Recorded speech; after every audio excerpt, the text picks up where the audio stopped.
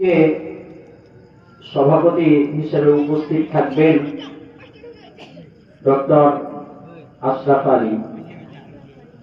আজকে প্রথম দিনের প্রধান অতিথি হিসেবে উপস্থিত থাকবেন ডক্টর মোহাম্মদ মনিরুল ইসলাম। আর আজকে যে প্রধান আলোচক বক্তব্য দিবেন তিনি আমার ওস্তাদ।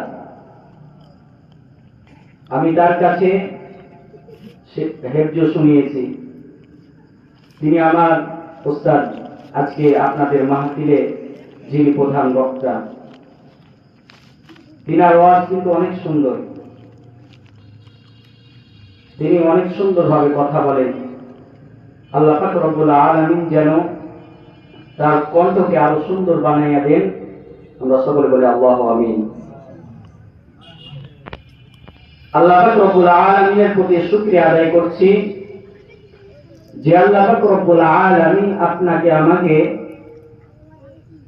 পৃথিবীর সমস্ত ফাঁসিকি কাজ থেকে, দুনিয়ার গুনাহ থেকে মুক্ত করে যে আল্লাহ পাক রব্বুল আলামিন আপনাকে আমাকে একটি মনোরম পরিবেশ, যে পরিবেশের নাম হচ্ছে জান্নাতি পরিবেশ, যে পরিবেশে ফেরেশতারা আল্লাহ পাক রব্বুল আলামিনের বর্ডারে তারা রহমতের চাদর দিয়ে আমাদেরকে বেষ্টন করে রেখেছেন।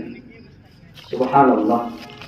এমন একটি মূল্যবান মজলিসে যে আল্লাহ পাক রব্বুল আলামিন আপনাকে আমাকে বসার তৌফিক দান করেছেন, সে মহান আল্লাহ পাক রব্বুল আলামিনের প্রতি অন্তরস্থল থেকে আমরা সকলে শুকরিয়া আদায় করছি। আমরা সকলে বলি আলহামদুলিল্লাহ। আমার কথা বলো। লক্ষ কোটি দুরূদ ও সালাম বর্ষিত হোক সেই মহান নবীর প্রতি, যেই নবীকে আদর্শ, যে নবীকে সৃষ্টি না করা হলে আসমান এবং জমিনে কিছুই সৃষ্টি করা হতো না। আজকে আমরা যে এই সুন্দর পৃথিবীর মধ্যে চলাফেরা করছি, আমরা তার জন্যই, তার ওসিলাতেই কিন্তু আজকে আমরা চলাফেরা করতে পারছি।